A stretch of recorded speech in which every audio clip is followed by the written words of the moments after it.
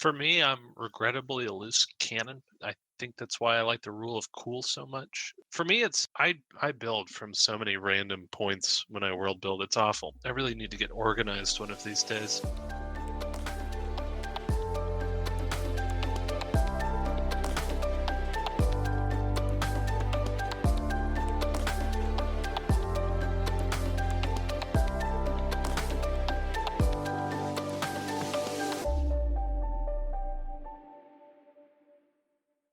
Welcome to Worldcasting, where we discuss real, made-up things. I'm your host, Dino, and today you'll be joining me in a discussion on mythology, religion, and folklore. We'll talk about its importance in world building and things to keep in mind when setting up your own mythology. Today joining me are Chris, Hex, Imachinate, and Red. If you'd be so kind as to introduce yourselves. Hi, I'm Chris. I run Dungeons and Dragons at a nonprofit for kids and teach creative writing and world building classes to kids. I'm Hexarch. I've been contributing to the magazine for a few years now, and I'm a fantasy author. Hello, I'm Imachinate, editorial chair here at Worldbuilding Magazine. I'm an avid video gamer, tabletop gamer, and world builder, and I'm glad to be here. I'm Red. I am one of Imachinate's deputy editing chairs. I am also the server's resident Red Panda fan. Well, thank you all for joining me today. To get things off on this cavalcade of mythology, religion, etc., I just want to ask, with mythology being such a wide and open subject, so many stories from across human history, which stories in particular, whether they be folklore, religious parable, or mythological tale, do you guys get inspired by the most? Which ones are your favorites? As a category, I'm fairly fond of creation myths myself, because the story of how things came to be can tell you just so much about the people themselves. Like the ancient Greeks, for example, it's a constant struggle of people being overthrown and taking over, which speaks to the very combative and warlike nature of life on the Greek peninsula. That's a good point, and it also reminiscent of the Egyptians, where it begins with water and the mysticism of the lotus, and it's just like water is the central key to Egyptian hierarchy in the Bronze Age. So with Cometicism starting with water, makes sense. I'm really fond of stories and myths that deal with flawed gods or divine entities. Just in general, the prospect of someone or something being extremely powerful, but also acting human, I just really like it. For example, probably the most well-known is Zeus and his very many escapades. Yes, escapades. That's the right word. The terms Ovidian gods for Ovid and his Metamorphosis, which is what delineated us all the stories of Jupiter and Zeus. So I love myself a good Ovidian god as well, and in fantasy especially. That's why Forgotten Realms is one of my favorite settings for D&D to read about, because the gods are they're all so human despite not being that. For me, I think my favorite thing to learn about different religions and stuff like that and see the diversity of is what people consider to be the prime afterlife, especially in branching sects of different kinds of religion, to see how they sometimes differ on that front, which is usually one of the central tenets. So you don't expect to see diversity in branches of that, but you do quite often, and it's very fascinating to see the differences in what we all think is waiting for us beyond this mortal veil. Which is one of the more interesting ones that you've studied or read of these possible afterlife scenarios? Pretty much anything within the ancient Egyptian canon. I find their stuff to be very fascinating.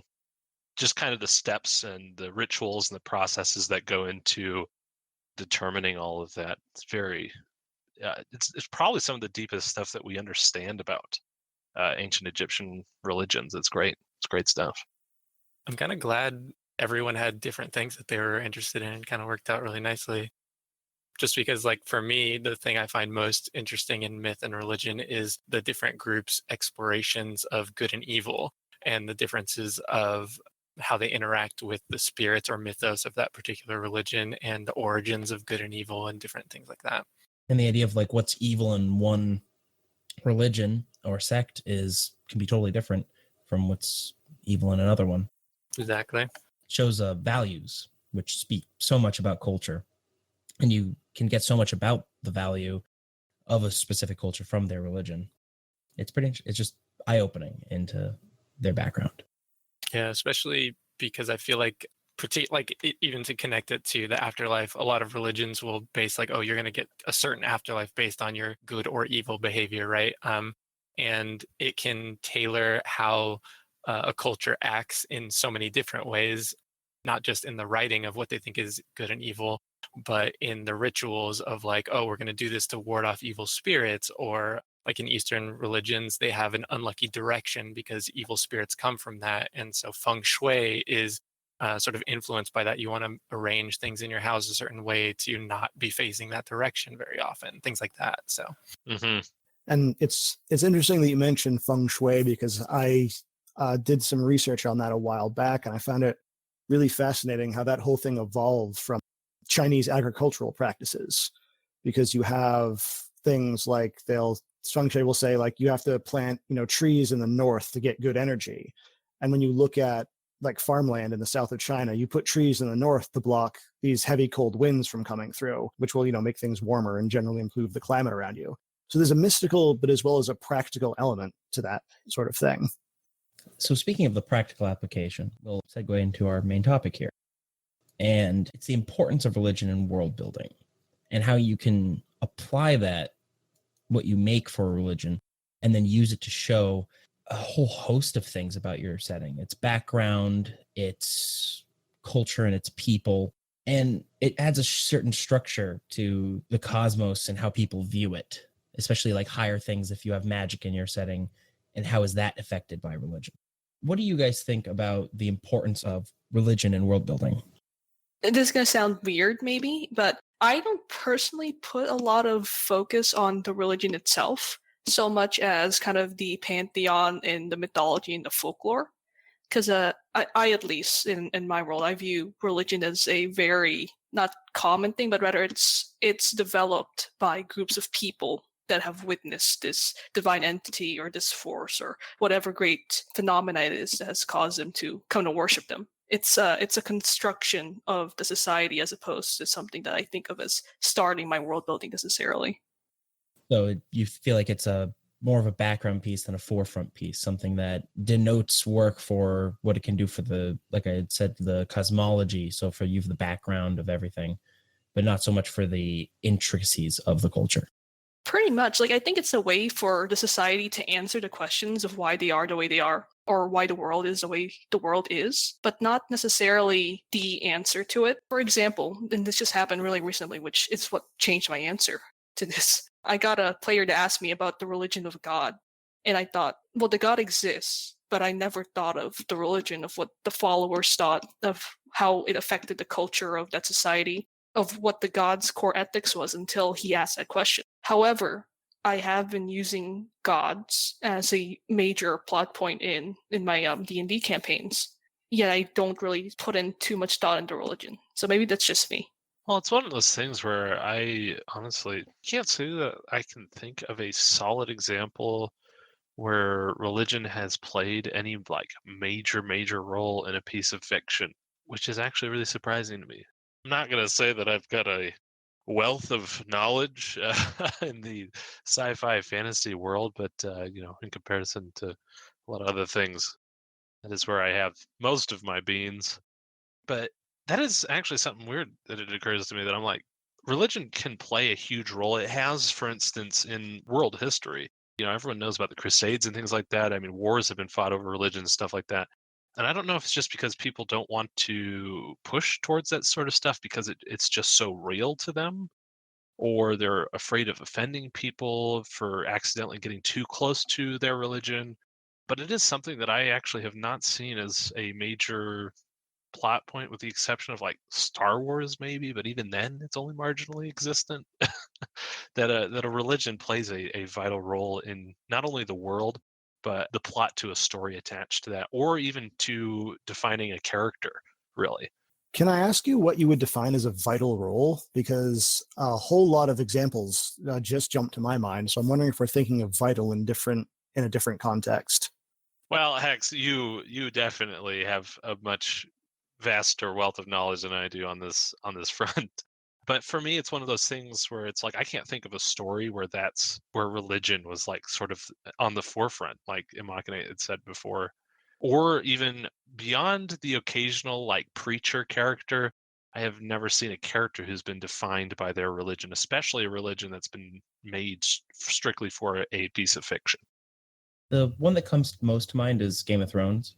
There's a couple characters, but I guess a couple of the main characters do hold tight their faith, like Catelyn Stark. Yeah. And there's a whole background narrative in Game of Thrones of like the old gods dying away, but magic is being reborn. So like the flame god and etc. I can't remember the names off the top of my head. What jumped to my mind immediately was The Legend of Zelda. These goddesses made the world and they left this triangle and they left these holy triangles behind, and the player are the inheritor of one of them and have to save the world from, a divine artifact that fell in the hands of evil. So that strikes me as religion playing a fairly vital role. That's true. That's one I hadn't thought of. Elder Scrolls 4 Oblivion definitely is heavily tied with the religion of the setting. There's a good example of that in the Kingkiller Chronicles, where there's this big mystery going on in the past, and the church is part of it, and they're trying to figure out where the church plays into it. And they haven't quite gotten to the answer to that in that series yet, but they have. That does a lot of regrettably. Yeah, regrettably. They haven't quite gotten to explaining that, but there's a lot of things where one of the characters that the main character meets early on is like a priest that looks after homeless children and stuff. So, I mean, there's a lot of, I guess, different ways to express religion in your world or in your story, if we're talking about that. Yeah, it's also like I see where you guys are coming from, though, where it doesn't seem like it's super important to be a central aspect of a story or a world. But I think that comes from, 90% of any given population is essentially just going to be a lay worshiper, right? They're not going to be super in depth on their knowledge of the hierarchy of the church and that aspect. Like it can be prominent in a world through ritual because that's what makes us all feel like we're the same culture. So we all do the same things, right? And different things like that, or stories like someone else was saying earlier, where they're just like, oh yeah, this is how the world works. And I remember this story because I went to church on such and such day and learned about it when I was young. But with Chris's point, I retract my retraction slightly. Because I mean that's a good explanation, Chris. That's really good. And you don't find, especially when it is present, you don't find zealotry to be like a core defining facet of a character unless it is the only facet of the character. So I guess it could be said that the central point of a character being religion is pretty rare, but having religion prevalent in the setting is not. The thing is about religion is that you can have it be very deep in your world or very shallow. Like in the Legend of Zelda example I used, is like religion's a big part of it, but we don't know anything besides the creation myth. And we see a temple. And that's about it. We don't know what rituals they follow. We don't know what the priesthood looks like. It's just some fancy set dressing, not a deep aspect of the setting. So there's this kind of level you can go on where at the very shallow you have, oh, this is the temple of, the flame god. And that's all you hear. It's a neat bit of background. Whereas on the other end of the spectrum, you can go like, this is the temple of the flame god. This is the ritual we do every Wednesday, and we do it for this reason because we need to do this, and it's related to this holiday and this event in the past. So you can go really deep with that and like really flesh out the philosophy and the history of it. Or you can be on the other end of it, like I said, and have it just as a neat piece of set dressing. To add on to what Hexarch is saying, I also don't think that you need to go deep into religion doesn't mean to have to go deep into rituals and specifying that they do this on Wednesday or Thursday or Friday or celebrate these holidays necessarily. I think going deep into religion just means interweaving their ethos, their mythos, maybe even moral principles that kind of end up dictating how a society behaves. We see that with the Bible in real life. Parts of that have made it into modern expectations of actions for one another. We could say that the Golden Rule technically kind of traces back to the Bible, some would say. And I think even though different cultures have different equivalencies, there is that, again, it traces back to some sort of religious origin for certain cultures. And you guys talking about this, I already just thought of two more prime examples of. I feel like a fool now. Two prime examples of religion playing into plot. If any of you have ever played Tales of Symphonia or Final Fantasy X, both of those are actually really prime examples too. Yeah, I agree. You don't need to necessarily flesh out all the rituals and the things like that because you can show it in other ways.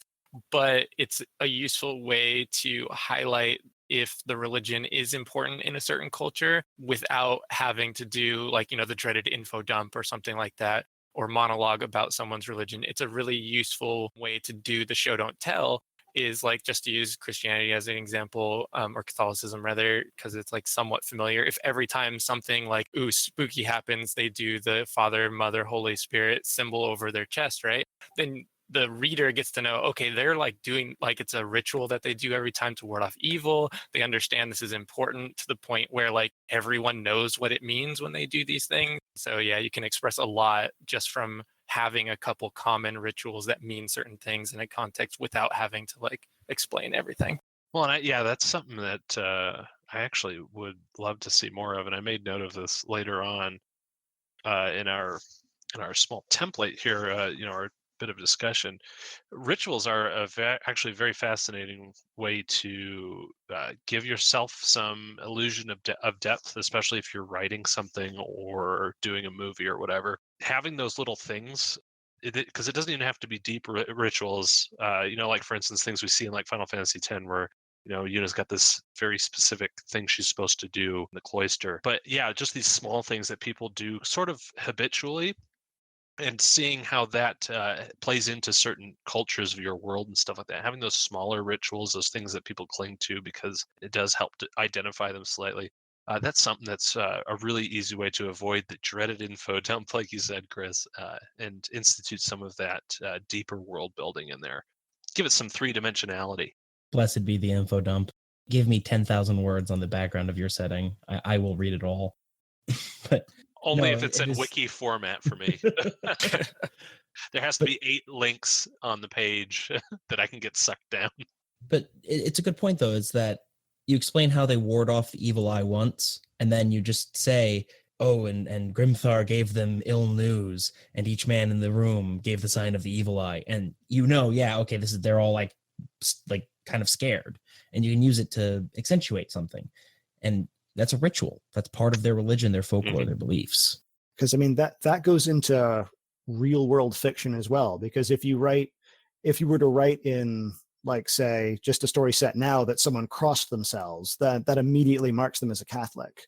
So you can, as we've been talking about, do that same sort of thing in your fiction. And I've been working on coming up with like simple gestures like that, and it's hard because a lot of the really simple gestures are already taken by the real world religions. Yeah, because they're simple. But if I want to talk about when you go deep with religion, there are kind of 4 things that all religion has, and I got this out of a book called God Is Not One by Stephen Prothero. It's a great read if you're interested in the religions of the world and how they're different. And he says, and I agree with this, that there are 4 things that are universal to all religions. All religions have a problem they're trying to solve. There's a solution to that problem. There's a reward for following the solution. And then there's exemplars who give examples of how to follow the solution to get the reward for overcoming the problem. And that's very basic and very base. So that can be applied to just about anything. And I use that as a starting point when I'm trying to build the philosophy of my religion, especially the idea of what is the problem they're trying to solve will inform so much about what their philosophy is, what their rituals are, what the overall goal is. And filling out the exemplars will help flesh out and give you characters to reference, to name places after, to do a whole host of things with. And if any of them are currently alive, that's more characters to work with that just help accentuate the religion. Yes, I'm a huge proponent of building the base and then extrapolating and building up from that. Same. So I wanted to get your guys' opinions on the idea of using religion in world building, or at least mythology in world building, to create and structure the cosmos and the creation background lore. I know that Hex, you mentioned creation myths being your favorite. And while I agree, I love creation myths, especially reading different fantasy one. What do you guys think about the difference between using this to structure it and using it that this is what people believe, like fact versus belief? I think that's a matter of determining, from a writing standpoint, there's the meta, which is, for me, what I consider the meta is you as the writer's knowledge. Because you may know what exactly your world is, rather, the reality of your world, why your world the way it is, what the gods have done for sure. And then there's also writing from an audience point of view, or rather from a certain character point of view, someone that just lives, inhabits your world, who does not have your omnipotence by comparison. I think that's where you really get mythologies and those dogmas that end up permeating in society, is when you put the unknown and let someone try to make sense of it with the influence of, let's say, a god or a divine figure that helps them understand or at least rationalize what exactly is going on. And that's where you get those may or may not be true stories, the mythologies, the religious texts, and what have you. And that's, for the most part, separate from what you, as the writer and pretty much overseer of your world, figuring out what exactly is the way it is. That's kind of the line there. I definitely can agree with trying to separate yourself from the omnipotency of the author as the author, being one of the key parts to creating a good mystery in your setting for the mysticism side. Any other thoughts, Chris? I think it also might be important to just like know what type of thing you're writing. I mean, obviously, if you're the author, you know what type of, but like for advice purposes, it's going to be different based on the medium or story, right? If you're doing a book or a novel, you don't necessarily need to go super in depth unless it's relevant to your story, and you can leave a lot of the mystery. Yeah. But like if you're creating a world for like a Dungeons and Dragons or tabletop RPG, especially if the gods are like literal creatures that, like, I don't know, a high level character could go visit and be like, hey, what's up? Where'd you come from? Like those sort of stories then become so much more important, presumably, especially for the clergy, which we mentioned might not be super important to know everything about in a book setting. But in like a tabletop RPG, anytime you have a religious class, like a cleric or something like that, it's going to be relevant for them because they're essentially clergy. So they need to know that sort of thing, presumably, because otherwise, like, why do they have their God-gifted powers if they didn't even do their homework, sort of thing, you know? That is a great point. And it's always something to keep in mind when receiving and asking for advice in world building is, what is your medium? And it is a different approach per what you're trying to create. When you're talking about deep history, it's also a good idea to keep in mind how much information can be lost as time goes on, because libraries burn, languages change.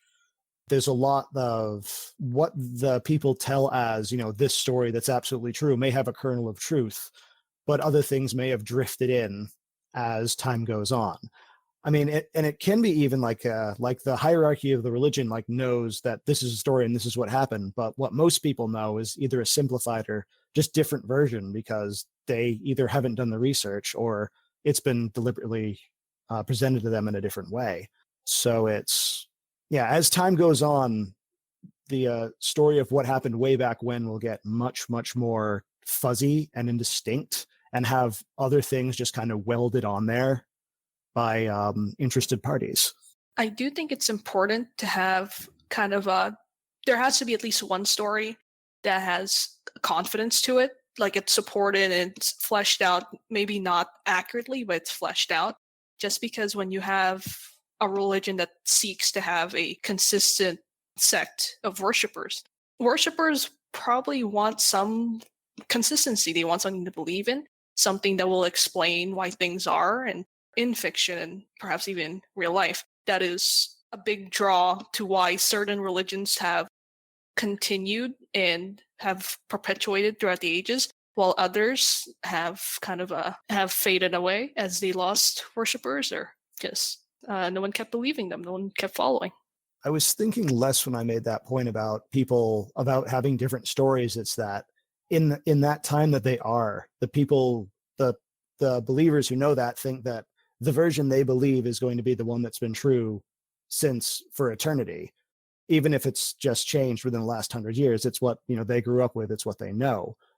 An example I heard used of this is in the mythology of the American Revolution, George Washington defeated the British. That's the general story. But at the same time, we all know that Saratoga is the turning point of the war, of the American Revolutionary War. But there are very few people who could probably name the general who won that, because it wasn't George Washington. Its stories kind of fade and wither over time. They'll maintain that kernel of truth. It's true that, George Washington was the commander of the armies, but it's also true that he lost way more than he won. But he's been, mythologized into the man that beat the British. It's true that that kernel of truth will be there, but it will be very embellished, simplified, or even changed as time goes on. Well, and that gives birth to different sects of religions too.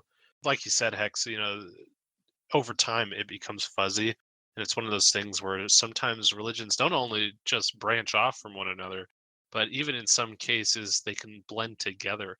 You have people who, for instance, sometimes see correlations in several different religions having a flood mythology, for instance, and saying, well, this has got to be, some sort of thing where they were all combined, but we don't actually know if that's true or not. It's just the lines happen to be hazy enough that they look similar. There's a lot of fun stuff you can play with when you really consider the fact that time has an effect on what people believe, and even more so what people know.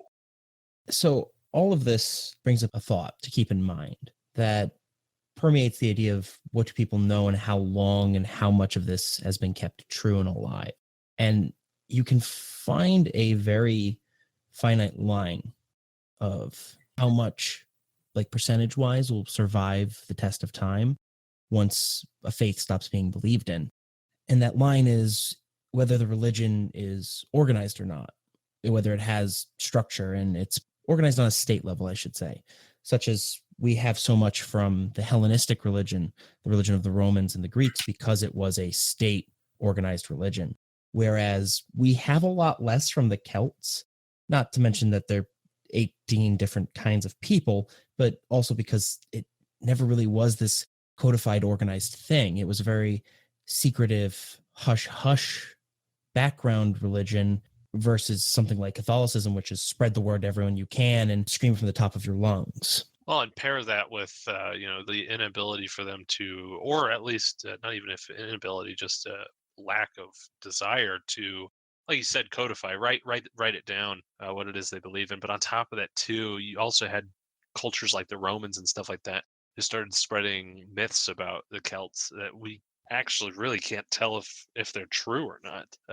We can only guess that, like Caesar is spreading these vile rumors about things that that these other people believe in, just so that he can get more support from people to say, yeah, these people are not the same as us. Rome didn't have a problem with that. The other part with people who No, they did not. declaim Rome, like lying about people, Rome loved to catalog everything about other people's religions. So that way they could take it back to Rome and say they totally destroyed them because they stole their gods, and here's what their gods were, and we beat them. With like Rhineland religion, it's been noted that Rome has hyped them up way too much because of how much they wanted to like bring their gods back to the Janisarium. Anyways, I will stop gushing about Rome. That's okay. But I was going to say, for the difference between the like codified in a group's government or something like that, where it's like a state religion as opposed to more of a small thing, a lot of times it, at least in Earth's history, right? So it's just a good thing to use as an example when you're trying to get inspiration. What it comes down to is how expansionist a peoples are, because territory outside of your own is much easier to hold after you conquer it if you have some way to make them feel like your people now. And so religions are a useful tool, because if everyone's studying the same holy texts, then they all feel more akin to their neighbor, even if their neighbor is now 300 miles away in the original country that had conquered them, right? And so you can keep that in mind when world building, when you're deciding whether or not is this a state religion or is this just a small thing like the Celts that you were referring to. Well, is the state trying to conquer its neighbors, and are its neighbors different enough from the state's people that it needs something in addition to help them feel like now you're part of our empire. I would refute that with just one thing, and that's you could approach it from the other side too, of the long-lasting empires tended to have codified religions and an organized religion.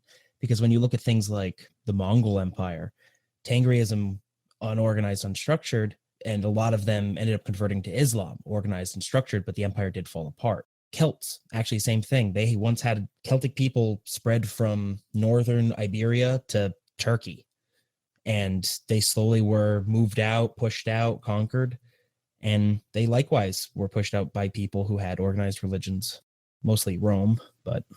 And there's also scales of organized when it comes to religion. The heavyweight champion of organized religion is the Catholic Church. It's got the one guy at the top, and then the cardinals, and then the bishops, and then the archbishops, and then the bishops, and then the sub-archbishops, or however it goes down. But it's very hierarchical.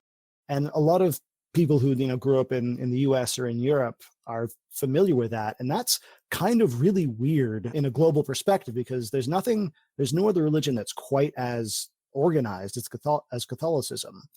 I mean, Islam is another one that's fairly well organized, but it's not to the level of Catholicism. It's actually weirdly much more like Protestantism, in that you have these individual, churches that are, or mosques that are fairly influential and independent from any kind of central control. And then with Hinduism, it's just Hinduism is a whole bunch of things. There's a whole bunch of schools and temples and sects and gurus and all that all just kind of fall under this one umbrella. You can have organization, like say on the very local level, like there's a temple that controls, this land and has its practices and rituals that it has been doing, for hundreds or thousands of years. But at the same time, it might not be organized in the same vertical way as, say, the Catholic Church.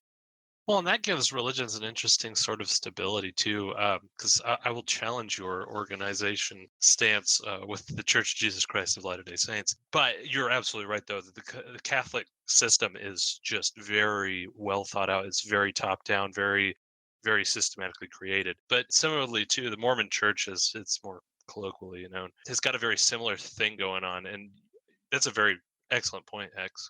I guess that's all I'm trying to say. A well-oiled machine lasts the longest. Works better in globalization, too.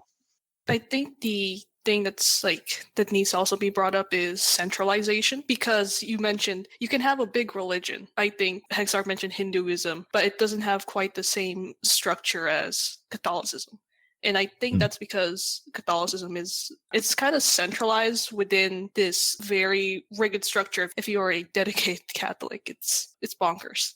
But beyond just the structure and organization of the religion itself, it's also how much it pervades communities. Because there are points, I think, where religion isn't no longer just religion, it becomes an identity that becomes associated with either an area or a entire polity. No, it's true. It really does become an entity all in of itself, and an identity that blankets not just one place. It can be your neighbors. It can be the people in the country next door. If you're both, for instance, Christian, you saw each other as fellow Christians, and that helped create that tribe effect of like, they're like us more so than the people who don't have that in common. That's the interesting thing, too, about religion is if you're going to go into building it, I would suggest going into building it the same way you would like a country or a country's government, for instance.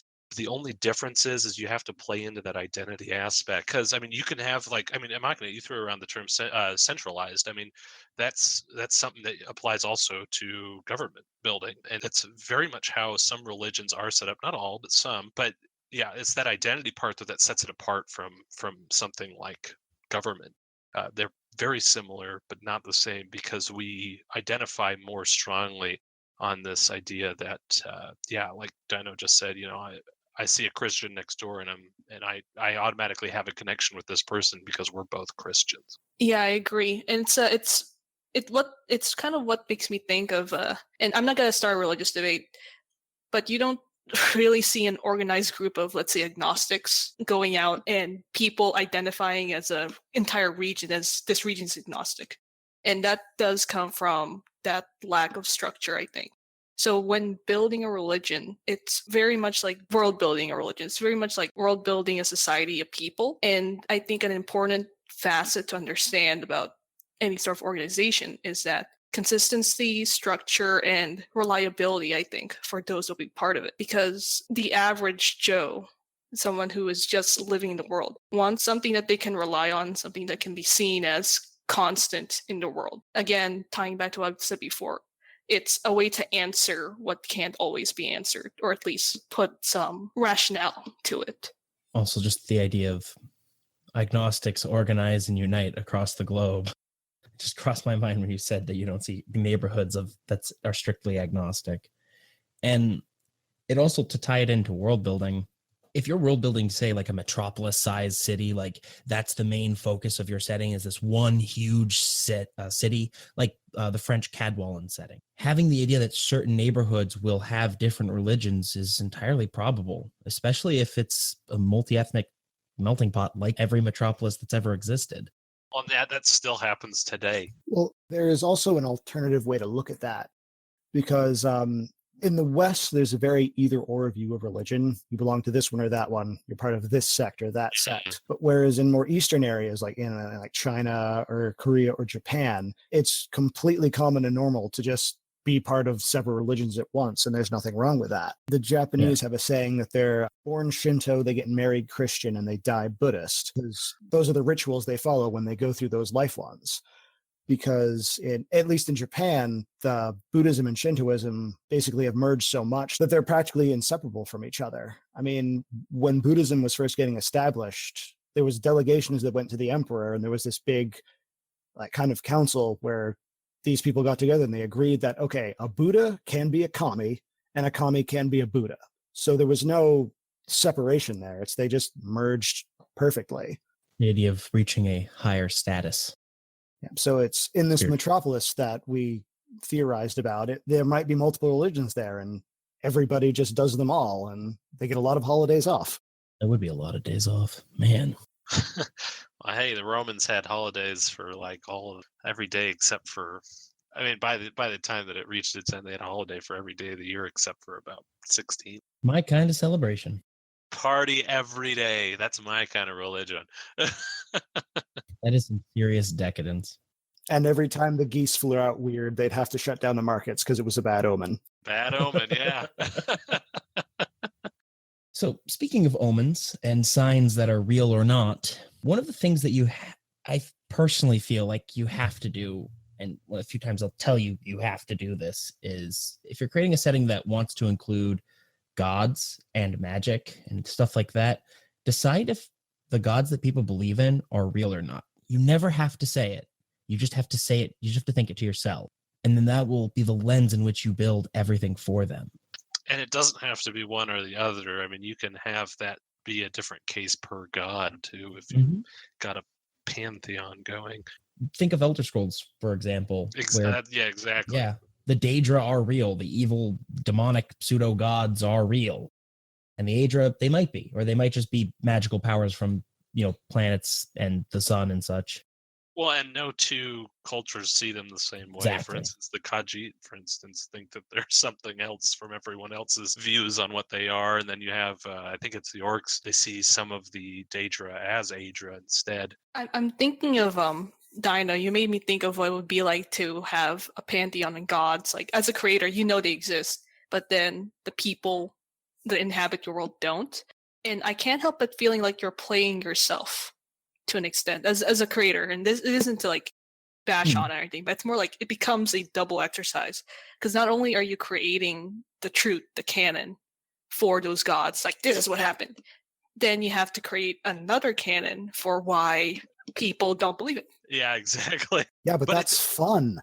I was about to say that is probably one of the coolest exercises you can do in any form of world building, is writing something out. And this goes well beyond religion. You can do this in all sorts of other things. You can say, this is what I, as the narrator, know, as sort of the pseudo god of this universe. This is what is the truth, but here is what people actually know. And that gives your world some super fun depth. And like Hex said, it's probably one of the funnest things you can do. I think it's particularly easy to do too like the classic D&D world where you've got arcane and divine magic. Like, you don't even really need to do work in explaining why certain people don't believe or don't know or are skeptical of the gods really existing, because it's like, well, this guy says his god is real and he does magic. This dude read a book and does magic. Why? I don't necessarily have to take him on his word that his god's real. Maybe he's playing me for power and for donations on Sunday so that he can get more money, right? Like, you could still have the skeptical farmer who doesn't have access to all the higher knowledge that the priesthood would. 'Cause magic. Exactly. It's like the Yeah. wizard guy does it without a god, so I don't know. You could be a shyster. You could have a religion on just magic, though. I think that's Yep. important to know, is that you don't need a god to have a religion. You just need Oh, for people sure, that believe yeah. hard enough in something to form some structure or a sect to believe in it. This merges pretty well with the point I brought up earlier about how time will make stories and the facts kind of fuzzy as you get further away from that point. If you do have immortal gods that are actively involved in the world, this won't be an aspect of it, because you can just have, Sojourn the flame wielder come down and say, actually, that's not what happened. I was there. I set you on fire. Goodbye. He'd be that guy at parties, like, actually, You could have a little bit of it. It just wouldn't be on anything major, right? Like, core tenets of the faith are going to be the same over 5,000 years if the gods are real and they can send literal angels down to tell you every 100 years when someone starts to forget, right? But like, little aspects can be culturally different, because the god's like, I don't really care about the details. All that's important is like, yes, this dude was my prophet and everyone needs to know that. But how you get there doesn't matter to me. And I like how that plays into this whole point of, you should know how invested your gods are too in your world. You should know, because like Dino had said, in Elder Scrolls, you've got the Daedra who are like, we love to have our fingers in the mortal pot. It's they find it very entertaining to see what happens when they stir the pot a bit. Whereas you have the Aedra who are like, we're here. We made things and we war on occasion, but unless crap is getting really bad, we don't really interfere ever. And it's fun to see people play with that notion.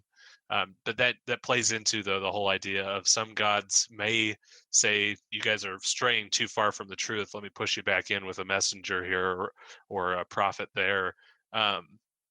Or you have other gods who just don't care. They're just like, well, this is where they're taking it now. So that's interesting. and I think that plays really well into what was mentioned. It was Chris that said the sources of good and evil and kind of the dichotomy, what caused it, is that when you have gods that you know are active and that you've talked to one or met one, and they are these powerful beings, it should have an effect on what people think is good or evil, or how they react to good or evil, or good or bad things happening to them.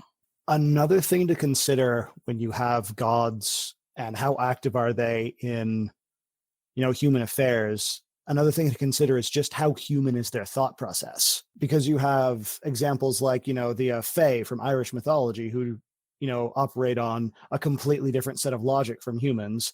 And the only thing you can do is appease them because you can't overpower them and you can't really understand what's going on. You can only follow the rules to get by. And then you have, like, say, the Greek pantheon, and, the Olympian gods are very, very human.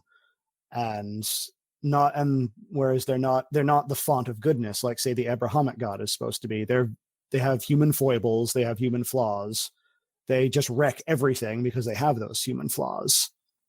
Well, and speaking of humanity in your gods and stuff like that, I'm just curious what everyone else's thoughts are on, and this is kind of more of a personal question than a learning question, but what are your guys' thoughts on world building apotheosis into your religions and stuff like that? Like the ability for a mortal to become a god, if you have thoughts on it. My current D&D group has a god that was that.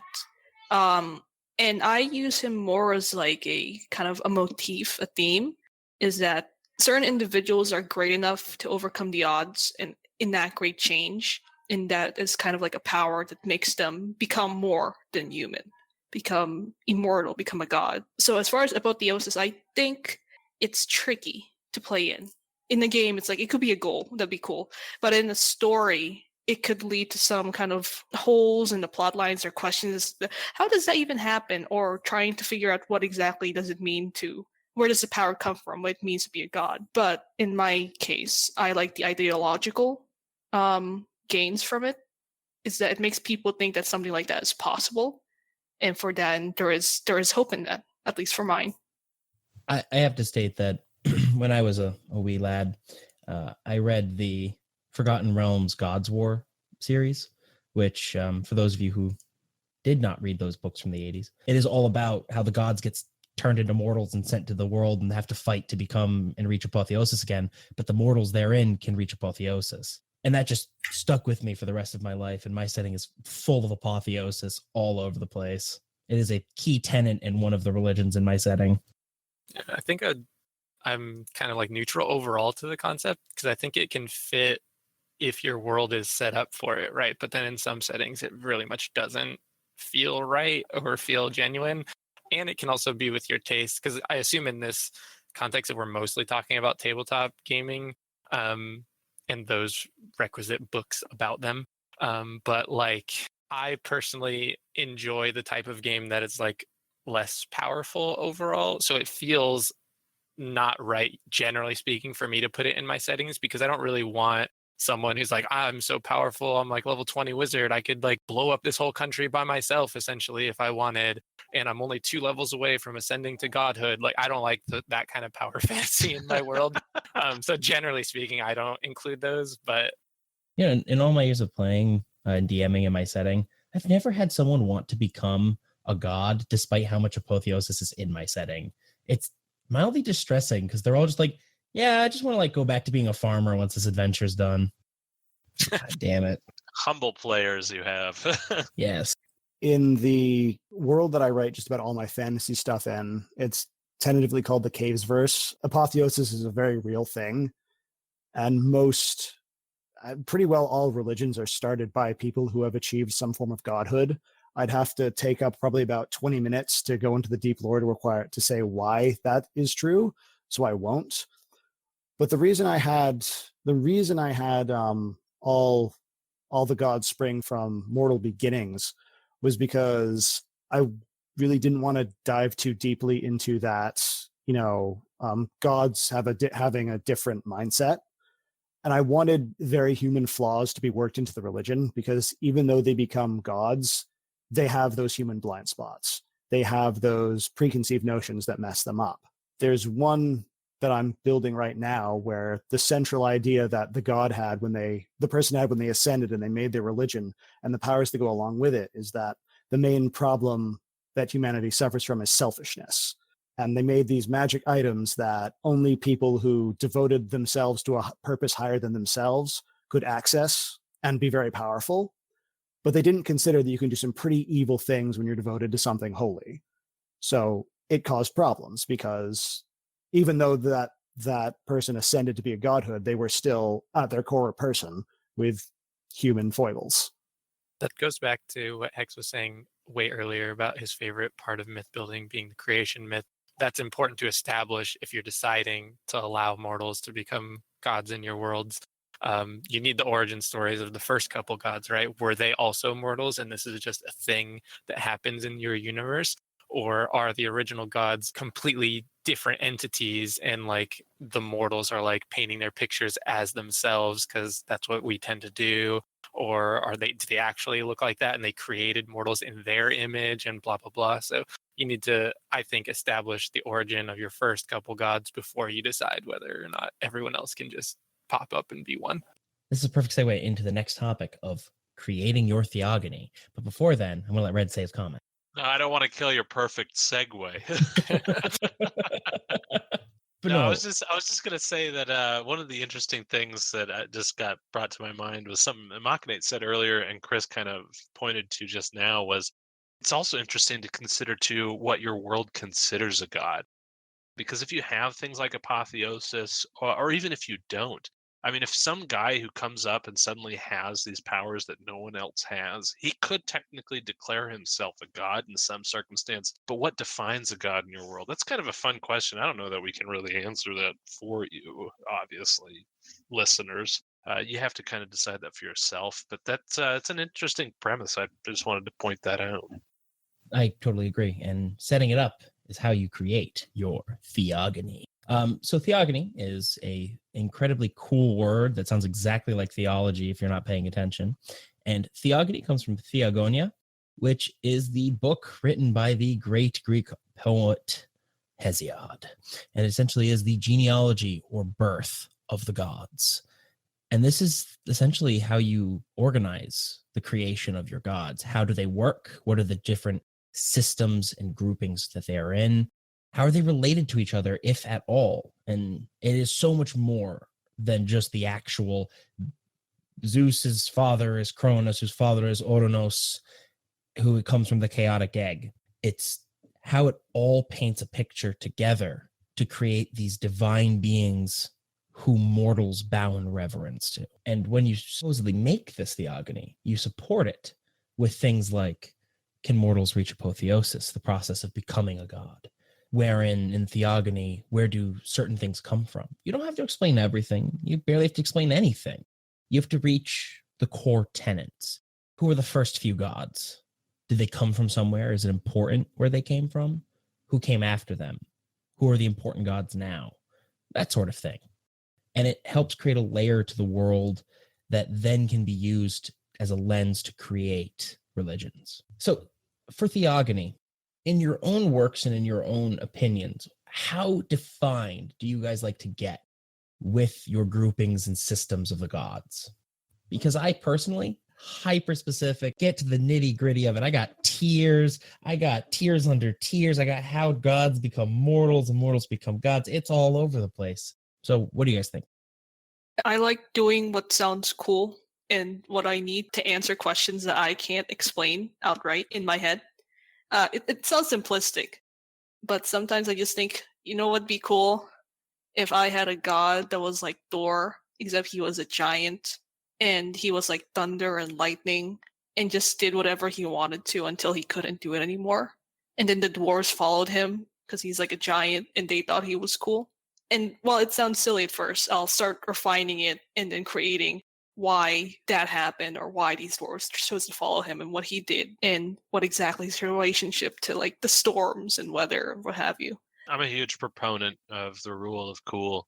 Never discount the rule of cool unless you use it too often. But even then, I don't think you can too often. It's a balancing act. Right. So I take that back. There's definitely, I'm a complete and total liar. This is the fourth time. You guys should never have me back on this podcast. I'm untrustworthy. But more seriously, it just depends on how far I am into thinking of how a world is meant to be, or why is it the way it is. Because I think gods are a good way to explain, and I've said this a lot tonight, they're a good way to explain what can't be explained. Because they could do things that mortals can't. They can be the answer because they chose to do that, because they are just powerful. And I guess you get into the nitty-gritty of things when you think about how they became that powerful and how does that power translate into possible generations of new gods. I don't have any experience with creating a pantheon at length that has led to generations of gods and tiers like that, like the Grecian pantheon, and as Dino mentioned, tiers and tiers and tiers of major gods, minor gods, demigods, pseudo gods. I create essentially characters that just happen to be very, very powerful, and sometimes they are in fact flawed like humans. And so those flaws are what I use to explain why a mortal species is the way they are, because they were either spawned or were influenced by a flawed divine entity. Yeah, see, I've never personally had any experience doing religion world building because I actually haven't done it yet. I get a lot of the principles and stuff like that, and I see a lot of stuff. I study many random things in my free time, and religion is one of them. And so I've got tools in my tool belt, but I've never done it personally. But like for me, it's one of those things where like it would largely depend on what kind of religion it is I'm world building in the first place. Obviously, if I'm gonna have a pantheon, then yeah, understanding how those tiers work and things like that. But again, as has been said several times in this podcast, going back in time and looking at world history and seeing how those pantheons worked for ancient cultures, how they were used to explain things. You know, most of the time they were elemental gods and things like that that were usually over a certain thing because it was used to explain the unknown.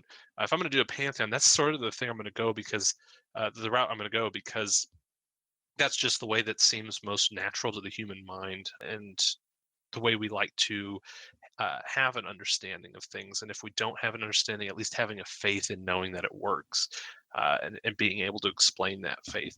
But if you're going to go in a more monotheistic route, then it boils down to more of what that singular God wants. What is the singular God's ultimate plan? Or if they don't have one, at least understanding creation myths and things like that. I think it really depends largely on what kind of religion you're building and what your world looks like. And also, as also has been mentioned 1,000 times, depending on what kind of media that this is being built for. If I'm building it for a tabletop, if I'm building it for a book, if I'm building it for even a movie, they're all three of those cases are going to be something different. Something I'd like to bring up is it is very wise to go into history and pull examples and just things to work with. But if you're going to do that, don't just go to one thing, one place, sure. and file off the serial numbers and then say it's yours. Look at not only that, but look at what's similar to it and find out what kind of bedrock things are the same about those two religions and why they grew up in similar ways. Because in the course of some research I've been doing to write a guide on building religions, which is why I was so excited for this topic, I found that the Shinto religion and the Roman state religion are eerily similar. They have a lot of things that are quite the same, even though they're on two completely different sides of the world. Like 1,000 years apart. Not quite. The Japanese were kicking around in the early around the year zero, so there are some. Yeah, fair enough. There's a little bit of overlap, but I do take your point. They are separated by time and space, but there are just some things that are like eerily similar. Like, you know, the Shinto religion believes that places have a spirit, have a soul to them, whereas the Romans had a concept of the genius loci, a place having a mind of its own. Deified emperors happened in both of them. So now that I'm finished rambling, I should say, look for what you want to do and pull from many sources so you can make something that is both realistic and unique to your own world. And you could Frankenstein, use the rule of cool if you want. But yeah, definitely research a multitude of different religions. It helps you to get an understanding of what is common in religion. I mean, there's only so much that we can explain here in what little time we have on this podcast. But when you really delve into seeing what sort of things different cultures have valued and how religion plays into that, or vice versa, it gives you a lot better place to build a foundation for whatever religion it is you're trying to world build. And as for themes, how many calm gods of storms do you know? Cha'ak from Mesoamerica. The rain god who's like a defender god. Pretty cool. I think I'm It's kind cool. of along the lines of Dino's system, where he wants to have like tons of tiers and tons of demigods and minor gods and greater gods, but I do it lazily because it's just full of empty spots that'll explain when it's relevant. So like I have no idea what the goblin god is, but I'm sure it's something in my world, but I haven't fleshed it out because none of my players have ever played a goblin, so they don't care. But That's how I do it too. yeah, exactly. But I think the one thing I do in terms of theogony is not necessarily make like a story about the founding gods as much as make an origin story of how one becomes a god. So similar to the conversation we were having before about mortals. So for mine, it's just if you have a certain amount of worshipers, you like ascend essentially.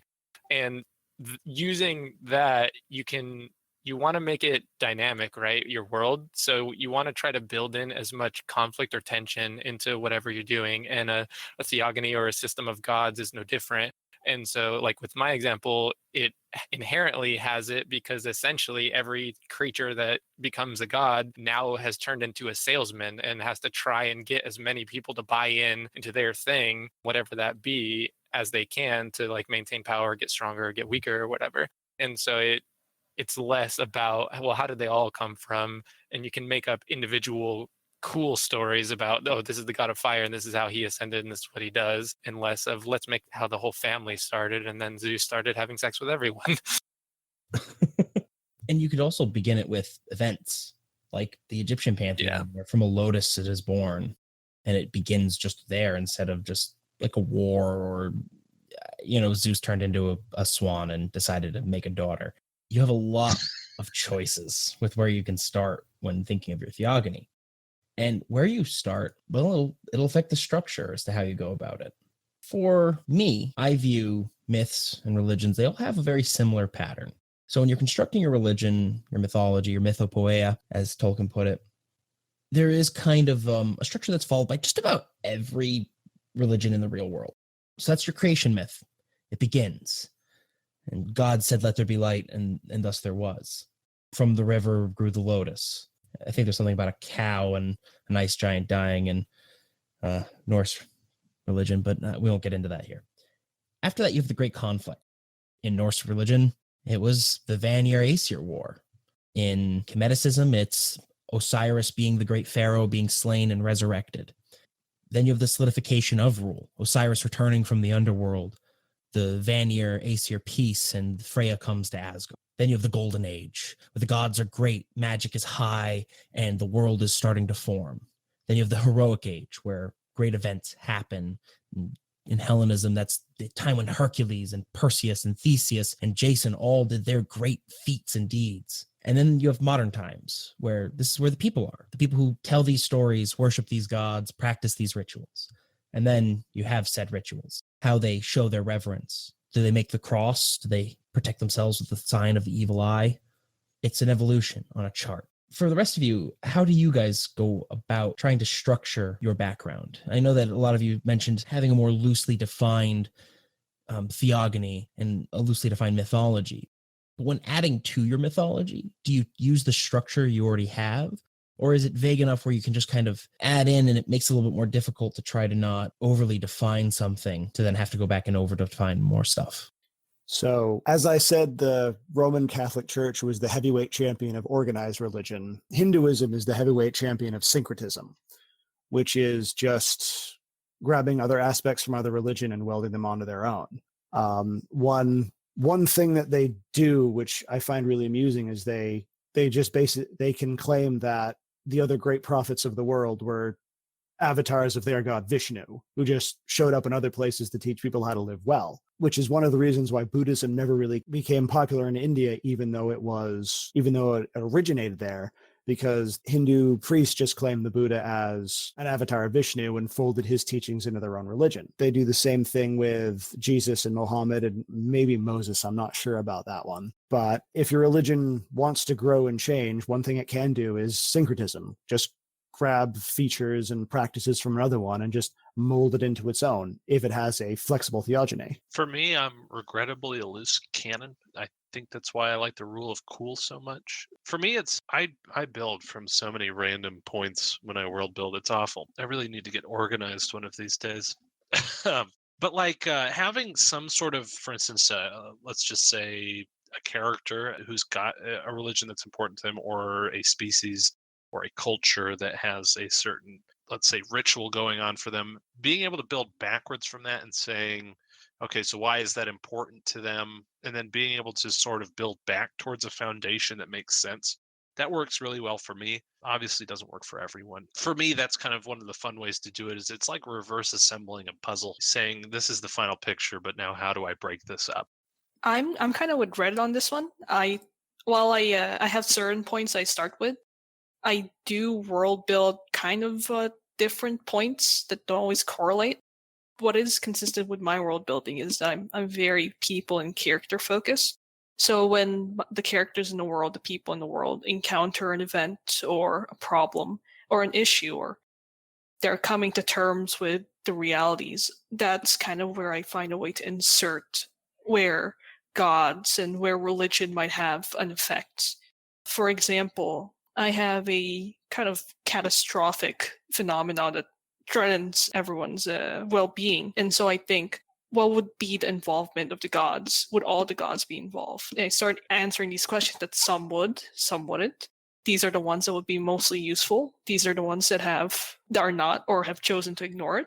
And this is someone that may have gone through apotheosis in order to combat it. So it's kind of like religion helps me put on those strings that tie things together, while also providing what I think is a narrative, because I treat gods to an extent as characters as well. Yeah, this is one area where, at least for storytelling purposes, I don't necessarily think the standard order of creation, myth, great conflict, and then solidification is necessarily super useful here, right? Because when you're telling stories about magic and heroes and monsters, you're basically perpetually in a setting that's in the heroic age. So you don't necessarily need to think a lot about how they have morphed and how the people view them afterwards. Particularly if you're playing a tabletop game, your characters, they are the Hercules of your world, right? Your fighter that's going and killing the Minotaur, he's the same dude that we would have read about. And that's why those are typically the most interesting stories that people want to read about. No one's sitting around making movies about how after the heroic age, when we got into the modern age of Greek, and everyone was just sitting around being like, Hercules was cool. They don't want to watch that movie. They want to watch the movie about Hercules. It's very true. And especially through a lens of RPGs, you're writing more in a heroic age styled, I guess, tier, because you want to accentuate what the players can do and how things are still happening. Well, and like most advice that we give people, build what you need to build. You don't necessarily have to go crazy and go deep per se. We're just giving you some fun avenues to tackle it from. You can tackle any problem from the bottom up or the top down. One of the an example that had popped into my mind as we're discussing a lot of these things, and I think it's just because I brought up the word apotheosis, is Journey, the indie video game. Which if you have never played, it is one of the only games that almost made me cry. The crazy thing about Journey is that there is zero dialogue in the game at all, not even text. But they give you this crazy emotional story, but they also give you some crazy cool world building almost entirely through gameplay and pictures. And it's mind-blowing, some of the things that happen through that game. But that's a perfect case study in understanding you should only build what you have to. So I honestly don't know that the developers of Journey gave the religion of Journey so much thought, but they built what was necessary. And I think that's what makes it so cool, is it feels deep, because it's about a world that has lost everything, basically. And so you don't know anything when you start off the game, and you're basically a blank slate. And so learning those things along the way, but not actually understanding them, kind of gives the religion, the mythos of Journey, some really cool weight. But again, you don't need to build super deep to get those kinds of things, and Journey is a prime example of that. And to that of, I agree, building what you need, it will save you a lot of perhaps a lot of trouble. But also, if you have the time, from info dumping too. Yeah, if you have the time to build as much as you want, go ahead. But sometimes you don't. But that also made me think of, when you build just enough, it can give you kind of room, or rather, kind of a certain restrictions isn't the best word for it, but you give yourself a certain limit, certain time to give yourself time to think about why a god might be doing this or not doing it. I think including gods, whether in a narrative or a game, as active players in the world, opens your narrative up to plot holes.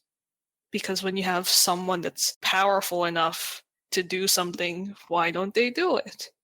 And I've had my ways of trying to explain it to my players when I say, there are powerful people, there are gods around. And then they ask, why aren't you just fixing our problems for us? And I sometimes have to go, because, and I have to check my notes. So I was wondering if anyone's ever had to deal with that, or what good answers could be given. How do you approach that? All of Christendom has got that plot hole. I'm not afraid to admit it as a Christian. A lot of people like to ask, well, why does God let this happen? Answer is, in the words of Tevye from Fiddler on the Roof, I don't know. I think that's kind of the point of trying to world build a religion, trying to create a mythos, is that you would then have a foundation to build upon to answer those questions. So it's work you can do beforehand to have an answer ready. Like, why don't the gods just come and zap the Dark Lord? Oh, because they signed a pact never to fight one another, or never to enter the world directly. And technically, he didn't enter the world. He reached apotheosis from inside of it. So he's on the loose there, and there's nothing they can do except help rise people up. I think that it comes down to answering those questions, whether you want to have the background or you just want like a couple words in the back of your mind set forth to just kind of build upon. When you build the foundations for a house, the house can only be to fit those foundations, but it's so much easier to build a house on foundations. That's why we started this discussion with some of those things to be considering early on, like the investment of gods. That on its own can answer that question. If the gods are not invested in the people of your world, then of course they're not going to, step in and do something crazy's going on. One important aspect of if we're talking about the question of why, aren't the gods interfering in everything, it's just maybe they're not that powerful. Because being a god doesn't necessarily mean you're omnipotent and omnipresent and can see all and know all. Because a god might just be, might just say, let's say a dragon. A dragon might be worshipped as a god. It can fly, it can breathe fire, it lives forever, etc., etc. That doesn't mean it can be everywhere. Because if you're praying to your dragon god when you're being attacked by bandits, it's not going to help if your dragon god is 500 miles away taking a nap. So God doesn't necessarily mean omnipresent and omnipotent, but it just means someone that, is worshipped by people and may have extraordinary powers, but that doesn't necessarily mean they can be anywhere and do everything. I also think people shouldn't underestimate the usefulness of just answering, you don't know. Like, if you're the DM and it's players asking, you don't know and your character doesn't know. If you're writing a book, don't explain it. Let the reader come up with their own conclusions or guesses, or just leave it a mystery forever. And that can, especially if like you ever blow up, right, and your setting becomes super big, suddenly you've got Twitter drama for people to talk about your setting constantly as they argue over what's really behind X, Y, and Z. Free promotion. Yeah. I would temper that with, you have to lay hints and lies to get people interested in it. Oh, yes. Yeah, you need a smoking gun and a red herring and an Occam's razor and whatever else you need for just the whole shebang. The whole TV tropes tool belt. But even tropes are tools, people. But even saying like you don't know with like a knowing grin on your face, implying that you know, that then people are going to try to make a coherent story out of it, and it's going to build itself in people's minds, right? Because if you pretend you know, then other people will be like, oh, it's got to make sense some way. Let's try to connect the dots. What are we working with here? And it just makes it another type of experience for people. Or if you do blow up, like Chris said, you could also farm your favorite fan theories. Yeah, exactly. That was my intention the whole time. Guess Brilliant. what, lucky fan? You were right all along. Exactly. Frantically scribbles notes. So, feel sated with your curiosity for how to answer your players in Imachinate, or? I am actually. I'm glad. I think I'll stick with the knowing grin for now, because they've started to get wise to my attempts to lay hints, and things aren't making sense. If you lay off long enough, you can just say, "What do you mean someone's not dealing with it? You guys are here." But they have just a remark on the crumbs, as Dino put it. It works. If you just leave certain things that could be construed or connected, they will theory craft on their own if they're curious enough. And that's a good sign, because that means they're invested. And they might give you answers that are better than the answers I initially had, or what maybe I just lacked entirely. So I appreciate it, and I'll keep that in mind. And it is true. Breadcrumbs are the best way. And this isn't just in religions and mythology. This is history, main plot, all of it. Laying down that bread gets the seagulls, I mean, the audience members coming. They love it. And it's, in my opinion, some of the most fun I have as a creator is just laying down insane theories that make no sense and seeing where people will go. So I guess to finish us off, as we are running up on time, what are some final thoughts on mythology and religion? How do you feel about it? How would you like to use it? And are there any tips, tricks, or besides that you haven't mentioned or would like to reaffirm? I'd like to reaffirm Hex's constant bringing up use history. If you feel like you're not well read enough in religions outside of your own, please go and do some research. You'll learn so many crazy things and so much fun stuff to utilize in your own religion building, especially in the realm of things like rituals and stuff like that. Things that can help you set apart your homebrew religions from each other, give them ways to give your characters personality, and to really give them that connection to things that are in our current world. Give your audience or your players, depending on whatever media you're in, a chance to connect to your world. I would add the work smart, not hard sort of approach for anything world building realistically, but for your religions. So keep in mind that the vast majority of people are going to be lay worshipers. So you don't need to necessarily write the quote unquote Bible for your religion down. That's a lot of work and a lot of dots to connect. You can get by with much less work, and you can do the showing, don't tell, like you were saying, Red, with just really interesting rituals that come up in everyday life.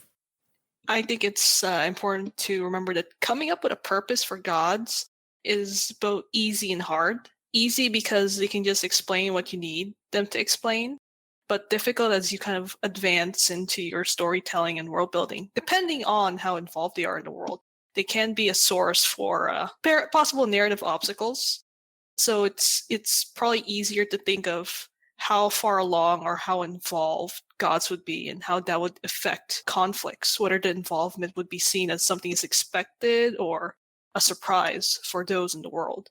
And it's that, among many other details, as to the semantics of powerful figures getting involved, that we world builders will have to think about when creating our worlds. I've said this in other episodes and I'll say it again. Consistency is king. You can do whatever you want with your religion. You can have omnipotent, omnipresence gods running around. You can have gods that are, just super strong and can breathe fire and do nothing else.